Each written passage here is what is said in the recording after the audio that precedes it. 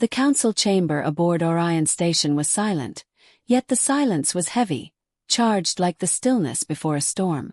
Marcus Orion stood at the center of the circular room, his shadow stretching across the polished floor as the holographic projection of Rhys Veron burned before him. The billionaire patriarch's face was pale with rage. His aristocratic composure cracked at last. The collapse of his fortune, the exposure of his crimes, and the failure of his mercenary strike had driven him to desperation. Now he threatened in full view, abandoning the subtleties of commerce and politics. "You think you've won," Rhys snarled, his voice distorted by the transmission but carrying venom nonetheless. "You've humiliated my family, stripped us bare before the galaxy. But men like you never last, Orion. You've built yourself into a symbol, and symbols are fragile things. One spark, and all who believe in you burn with it." Marcus listened without flinching, his expression carved from stone. Around him, Captain Ward and Adrian Cole watched intently, their hands resting near their holstered sidearms, as if instinct demanded readiness even across a digital link. Marcus waited for the tirade to end before answering, his voice steady, measured. "You built your empire on arrogance and cruelty," he said. "You mocked a child to assert your worth, and in that moment, the galaxy saw your true weakness. Men like you think legacy is measured in wealth. But legacy is measured in honor. And in that, Rhys, you have none." The connection cut abruptly, but Marcus knew it was not the last word. Rhys Veron would not retreat into silence. He would strike again and harder. The strike came sooner than expected. Within hours, Orion Station's outer defenses lit up with warnings. A fleet approached, sleek warships bearing no official crest, but the origin was clear. The Verons had called in every last favor, every desperate ally willing to gamble what remained of their fortune for vengeance. The ships fell into formation like wolves circling prey, their cannons charging with menacing glow. Ward's voice rang across the command deck. "Incoming fire! Shields at full capacity! All crews to battle stations!" The station roared to life.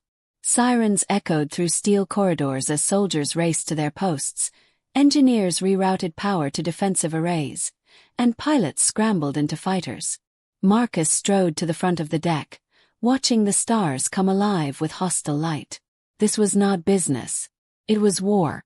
The first salvo struck the station, shaking its colossal frame, but the shields held.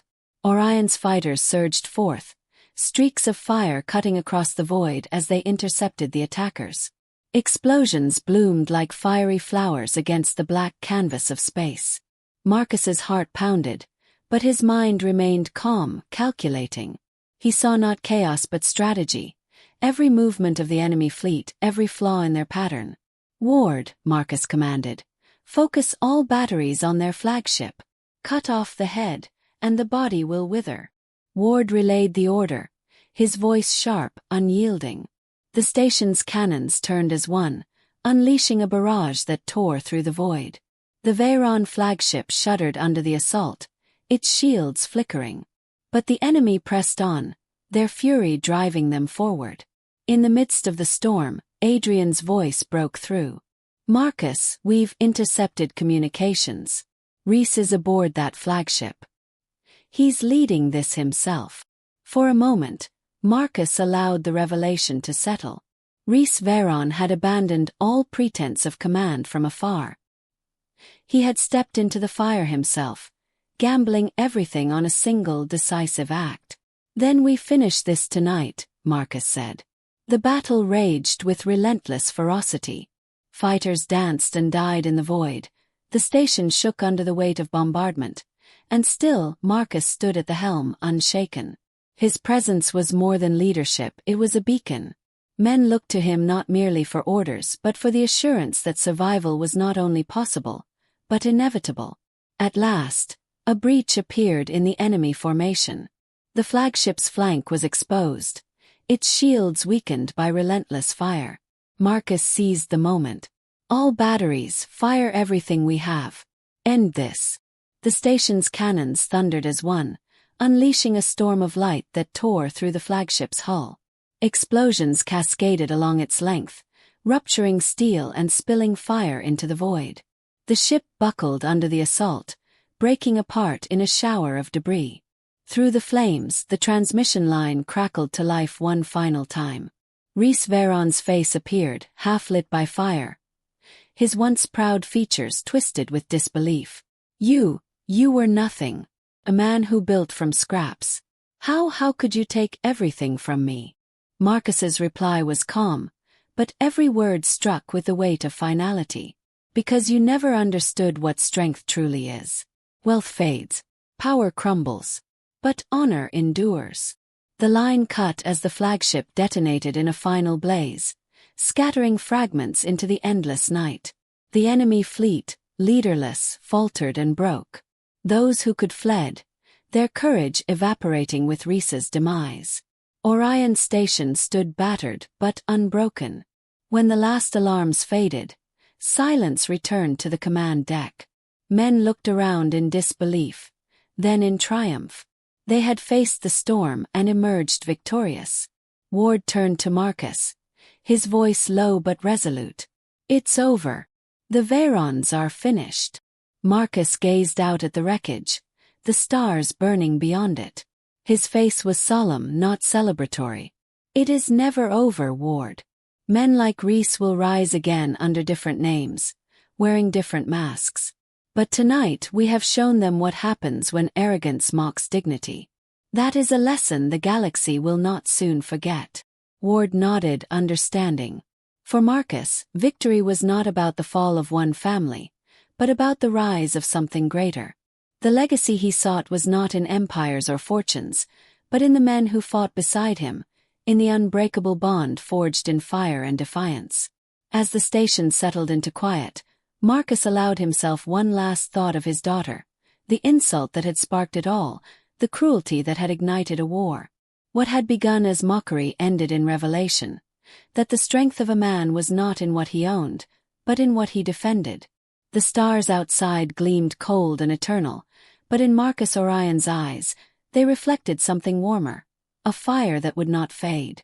The battle had ended, but the legacy had just begun. The fallout was immediate, spreading across the galactic networks like a wildfire devouring dry fields. Within hours, markets wavered, investors fled, and whispers of investigation turned into official summons from the Trade Council. The Verons, once untouchable, now found their empire cracked wide open under the glare of scrutiny. Yet the collapse was not swift enough to end them. Men like Rhys Veron did not surrender when cornered. They bared their fangs. Marcus knew this better than anyone. He watched from his command center aboard Orion Station as feeds poured in, Veron subsidiaries filing for emergency protection, ships rerouted under suspicion of smuggling, politicians scrambling to distance themselves from bribes once accepted with eagerness. It was chaos, but chaos had edges, and on those edges men with pride sharpened their blades. Captain Ward stood beside him, gaze locked on the data streams. They're bleeding but not broken. Rhys is already moving assets. He'll lash out Marcus. He'll want to turn public humiliation into private vengeance. Marcus clasped his hands behind his back. Then we prepare for the strike. Men who rely on arrogance often confuse vengeance for strategy. That will be his undoing. But even as he spoke, he understood the danger. Rhys was no ordinary adversary. His fury was matched by decades of cunning. Stripped of his mask, he would strike in ways that avoided the light of the council. It would not be in the courts or on the markets where the Verons retaliated. It would be in shadows, where ruin could be delivered silently. That night, Marcus convened a smaller council of his closest advisors. They gathered in the steel-lit war room, its circular table surrounded by glowing displays. Ward sat to his right, while Adrian Cole, the head of Orion's intelligence branch, leaned forward with a grim expression. "We intercepted chatter from one of their private channels," Adrian reported. "They're mobilizing operatives, mercenaries, not soldiers. They're preparing something direct. Our sources say it's personal. They want you, Marcus." A silence settled over the table, heavy and sharp. Marcus's eyes narrowed. He had expected retaliation, but the swiftness of it was telling. Rhys Veron, humiliated before the galaxy, had abandoned restraint. "They will come for me," Marcus said. "Then let them. But we must be precise. If they strike Orion Station, the damage will not only be to me but to everyone who serves here." Ward tightened security on all decks. "Adrian, track their movements. I want to know the moment they make their play." Ward's jaw tightened. "Marcus, forgive my bluntness, but what if they go after your daughter again? Mockery is one thing. Kidnapping or worse." The thought lingered in the air, unspoken but heavy. Marcus lowered his gaze, his expression hardening. The wound from the previous insult was still raw, and the possibility of a physical threat ignited a quiet storm inside him. "If they try to touch her," he said slowly, each word deliberate, "the Verons will learn that I do not forgive trespass twice." The meeting concluded with urgency, each man carrying the weight of what was to come. The station bristled with hidden defenses, its systems designed to repel even the most determined of assaults. Yet Marcus knew that a direct attack was not the only danger. The Verons excelled in deception, in using others as tools. That night, he ordered a sweep of every contract Orion held, every transport leaving or arriving. Paranoia became policy because vigilance was survival. 2 days later the strike came. It began not with guns, but with silence. Power flickered across the lower decks, lights dimming just long enough to create confusion. Then, like a serpent uncoiling, the mercenaries slipped in through a maintenance airlock that had been tampered with from inside. Cloaked and armed with suppressors, they moved like shadows through the corridors, cutting down guards before alarms could be sounded. Ward was the first to intercept them. His instincts had told him to double patrols in the maintenance sectors, and it saved dozens of lives. When the mercenaries breached the second level, they found themselves pinned between Orion security teams, fire echoing through steel halls. Ward fought at the front, his rifle steady, his commands sharp. The mercenaries had expected chaos. They found discipline. Marcus, watching from the command deck, refused to remain a distant spectator. He moved through the station with his own guards, his presence galvanizing men who fought with renewed ferocity. In the heart of the battle, Marcus stood beside them, not above them, his steady aim cutting down one of the mercenaries who attempted to breach the reactor controls. By the time the smoke cleared, half the mercenary team lay dead, and the rest were captured. Their leader, a scarred man with cold eyes, spat venom even as he was bound. "This isn't the end, Orion. The Verons will never stop." Marcus crouched before him, studying his expression as though peering into the depths of the Verons' hatred. "Then they will learn what it means to chase a man who does not run." The mercenary sneered but fell silent. Later, in the quiet of the aftermath, Marcus stood once more before the great window, earth turning far below. Ward joined him, weary but unbroken. "They'll escalate now," Ward said. "Humiliation, exposure, and now failure. Rhys will see this as blood debt." Marcus nodded slowly. "And I will see it as proof. Proof that their empire has no strength left but desperation. Desperation is predictable. And predictable enemies can be broken." Ward studied him for a moment. "So, what now?" Marcus allowed the silence to stretch before answering. His eyes burned with a resolve that seemed to pierce through the void itself. "Now we move from defense to offense. The Verons mocked my daughter to unmake me. Instead they've unmade themselves. Their empire will collapse, not with noise but with precision. We'll dismantle it piece by piece until nothing remains but the memory of their arrogance." Outside, the stars burned cold and endless, a reminder that legacies were fragile things. The Verons had written theirs with hubris and cruelty. Marcus Orion was determined to rewrite it with justice. The war was no longer looming. It had already begun. Marcus did not sleep that night. He rarely allowed himself the luxury when storms gathered on the horizon. Instead, he stood alone in his private chamber aboard the station, hands resting behind his back, eyes fixed on the digital skyline outside. The Earth rotated slowly beneath the station, a reminder that while men like the Vayrons believed they ruled everything, the planet itself belonged to no one. Its vastness mocked the arrogance of dynasties. Captain Elias Ward entered quietly, carrying a datapad loaded with reports from Orion Industries' inner circle. Ward had served under Marcus for years, first as a security officer and later as his most trusted confidant. He had been trained to notice patterns, whether in enemy movements or boardroom power plays, and his instincts now told him that their adversaries were underestimating the wrong man. "They've scheduled the public signing for tomorrow," Ward said, setting the datapad on the desk. "The Vayrons have invited the press, investors, even members of the Galactic Trade Council. They want this to be a spectacle." Marcus turned from the window, his expression unreadable. A spectacle can cut both ways. If they believe tomorrow will crown them victors, then they've already scripted the ending in their minds. That's their weakness. They do not expect resistance. Ward nodded, but his brow furrowed. "What about your daughter? They dragged her into this. Do you want her present at the signing? It could be dangerous." For a moment, Marcus's jaw tightened. Though his daughter was not aboard the station, her name had been used as a weapon against him, a symbol meant to undermine his legacy. "No," he said firmly. "She stays away from this circus. The Vayrons invoked her to diminish me, but all they did was remind me why I fight. I will not allow their poison to touch her." The conversation shifted to strategy. Marcus outlined a plan with surgical precision, each step a thread in a net that would entangle their adversaries.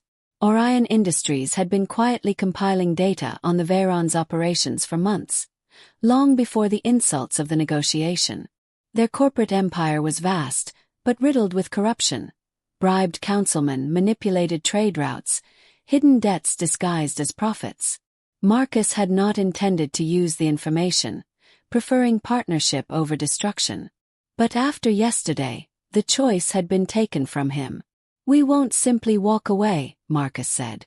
"We'll show the galaxy exactly who they are. When their arrogance is exposed, they won't have the ground to stand on." Ward leaned forward, lowering his voice as though the walls might be listening. "You're planning to detonate their reputation." Marcus allowed the faintest smile. "No, I'm planning to let them detonate themselves. All I'll do is remove the curtain." By morning, the orbital station was a hive of activity. Servitors polished the marble floors of the grand atrium where the signing would take place. Security drones hovered like silent sentinels above the crowd. Delegates and investors arrived in shimmering robes and immaculate suits, their chatter filling the air with a mixture of anticipation and greed. The Vayrons intended this day to be remembered as their triumph, a show of dominance dressed as diplomacy. Marcus entered with Ward at his side, flanked by a small cadre of Orion representatives. He wore a simple black suit, tailored with precision but devoid of ornamentation. Compared to the gaudy attire of the Billionaires, he might have seemed underdressed, but the quiet gravity he carried drew attention all the same. People turned when he passed, sensing the weight of his presence. Darius spotted him first, striding across the marble with the grin of a man who believed himself untouchable. "Orion," he called, his voice carrying over the crowd. "Glad you could make it. I wasn't sure if your pride would allow you to show up after yesterday." Marcus's reply was calm, unshaken. "I don't let pride dictate my steps, Darius. Unlike some, I prefer to walk where the ground is solid." The younger man's grin faltered for a heartbeat, but Rhys Veyron swept in before silence could settle, draping an arm across his son's shoulders. "Let us not sour this occasion with bitterness," Rhys said, though his eyes gleamed with mockery. "Today is history. Let us smile for the cameras and give the galaxy what it expects, the uniting of two dynasties."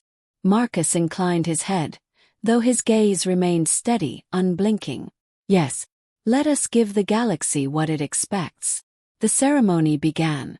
Lights brightened, holocams hovered into position, and a holographic banner declared the merger in bold, glowing letters. Speeches followed, Rhys extolling the virtues of legacy, Darius boasting about the brilliance of their vision, investors applauding at every rehearsed pause. Marcus stood silent, waiting for his turn, every second of restraint tightening like a bowstring. At last, the time came for the contracts to be signed. The document was projected in shimmering blue across the table, signatures to be etched in digital ink for all to witness. Rhys gestured toward Marcus, inviting him to complete the spectacle. Marcus stepped forward, the eyes of the galaxy upon him. His hand hovered over the stylus, but instead of signing, he lowered it to the table and spoke. His voice was calm, but it carried with the clarity of a blade through still air. Before we inscribe our names into history, there are truths that must be spoken. The galaxy deserves transparency in its leaders. And I cannot, in good conscience, allow this agreement to proceed without exposing what lies beneath its surface. A ripple of confusion moved through the crowd. Investors leaned forward. Journalists raised their recorders. Rhys's confident smile froze, while Darius shifted uncomfortably. Marcus gestured toward Ward, who activated a device at his wrist. Instantly, the room filled with cascading holograms, financial records, intercepted transmissions, and images of bribes exchanged under the table. Names of council members, secret trade manipulations, and falsified profit margins flickered in the air for all to see. Gasps echoed as the carefully crafted image of the Veyron dynasty crumbled before their audience. "These are not allegations," Marcus continued, his tone sharp yet composed. "These are facts pulled from their own systems, their own words. The dynasty that claims to represent strength and vision is built on deceit. They mocked dignity yesterday. Today, dignity answers." The atrium erupted into chaos. Investors shouted, journalists recorded feverishly, and council representatives began calling for immediate inquiry. Rhys roared with fury, slamming a fist onto the table, but the holograms continued to play, each revelation cutting deeper than the last. "This deal is void. Orion Industries will not chain itself to corruption. And the galaxy will not be blinded by arrogance any longer." Ward moved into position at his side, his eyes scanning the room for threats. They had lit the fuse, and now the fire consumed everything in its path.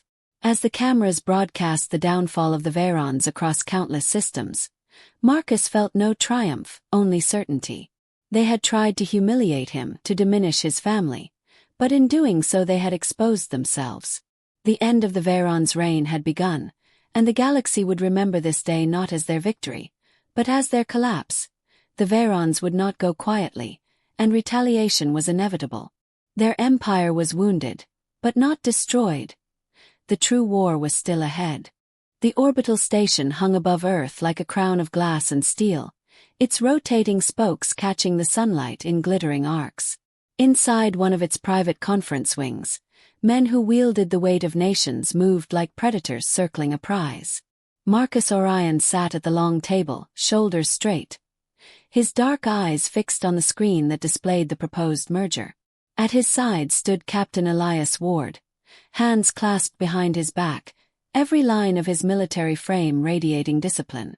This deal was supposed to be the culmination of years of innovation. A $750 million agreement that would tie his company, Orion Industries, to the Veyron dynasty, the most powerful corporate family in the quadrant. But Marcus already knew, deep in his gut, that something in the air was wrong. Darius Veyron entered last, as though the universe itself owed him the courtesy of arrival. He was tall, blond, and dressed in a sleek suit that whispered of custom tailoring and wealth measured not in millions, but in centuries of inherited fortune. His smirk carried the same polished arrogance as the man who followed him, Councilman Rhys Veyron, patriarch of the family. His every step weighted with entitlement. They sat down across from Marcus with the air of emperors meeting a subject, not equals meeting a partner. The first hour was the theater of negotiation. Percentages, projections, clauses carved like daggers into contracts. Marcus spoke with precision, highlighting Orion's breakthroughs in artificial intelligence and piloting systems. He mentioned the prototype ship moored in the docking bay, a vessel that represented not only cutting-edge engineering but a philosophy. Technology meant to bond with human integrity rather than exploit it.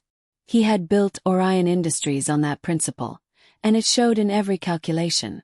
Darius leaned back, arms stretched wide, pretending boredom. "Your numbers are impressive, Orion," he said at last, voice dripping with the casual cruelty of someone who had never known hunger or fear. "But numbers don't change blood. You're asking us to gamble our dynasty's legacy on a man whose lineage, let's just say, doesn't carry the prestige of old Earth nobility." His eyes gleamed with mockery. "And speaking of legacy, I hear you're grooming your daughter to play at corporate royalty. Shame. She'll never wear the crown convincingly." The words were knives, sharp and deliberate. Captain Ward's jaw tightened, his knuckles whitening behind his back. Marcus, however, remained utterly still. His voice, when it came, was low and steady. "We are not here to discuss bloodlines. We are here to discuss the future of interstellar trade. My company's worth is measured in vision, not pedigree." Rhys Veron chuckled, a gravelly sound like machinery grinding against itself. "Vision, yes. But vision without the right family behind it is just fantasy. Don't be naive, Orion. This galaxy respects power, not your sentimental ideals of equality. A man who lets emotion cloud his judgment rarely leaves a dynasty behind." Marcus's gaze met his, unwavering. "Perhaps," he said, "but a man who underestimates dignity and principle leaves nothing worth inheriting." For a moment, silence pressed against the room. Darius broke it with a laugh, leaning forward, his voice a whisper of venom. "Your daughter will learn sooner or later that people like us decide the fate of people like you. Consider this deal a charity. You'll thank us for allowing your company to bask in our shadow." Ward shifted half a step forward, but Marcus's hand rose subtly, halting him. He would not allow this to become a spectacle of anger. Instead, he gathered the insult, let it sharpen his resolve, and filed it away like evidence for a verdict that had not yet been spoken. The remainder of the negotiation played out like the echo of a collapsed building. Words passed, agreements were outlined, but Marcus no longer listened to the details. He could see the future with crystalline clarity. This deal was already dead. The Verons believed they had humiliated him, reduced him to a petitioner groveling for scraps of their empire.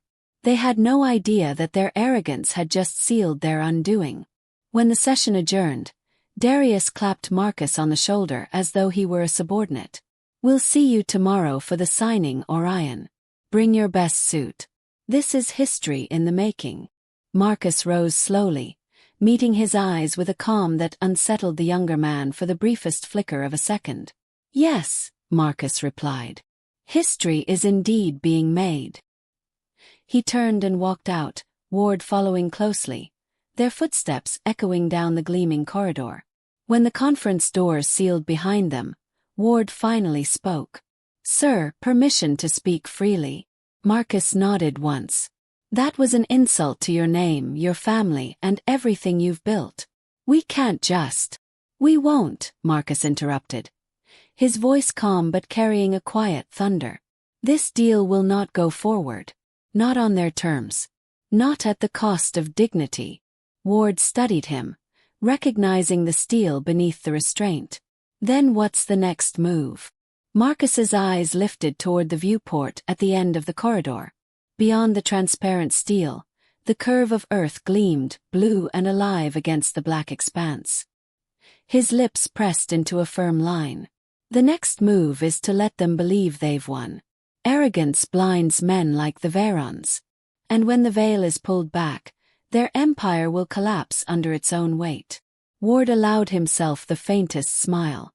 "Then I suppose we're preparing for a different kind of history." Marcus said nothing more. He didn't need to. The fire in his silence was enough.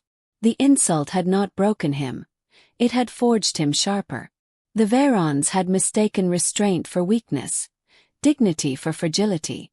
They would soon learn that when men like Marcus Orion fought back, they fought with more than wealth or contracts. They fought with the unshakable weight of principle. The orbital station's lights dimmed slightly as it transitioned into night cycle, the corridors emptying of corporate envoys and guards. Somewhere within the sprawling labyrinth of steel and glass, the Varons celebrated their perceived triumph. But in the quiet shadows, Marcus's resolve hardened into something unbreakable. The game was no longer about a $750 million deal. It was about proving that dignity could not be mocked into silence, and that arrogance could not buy the future.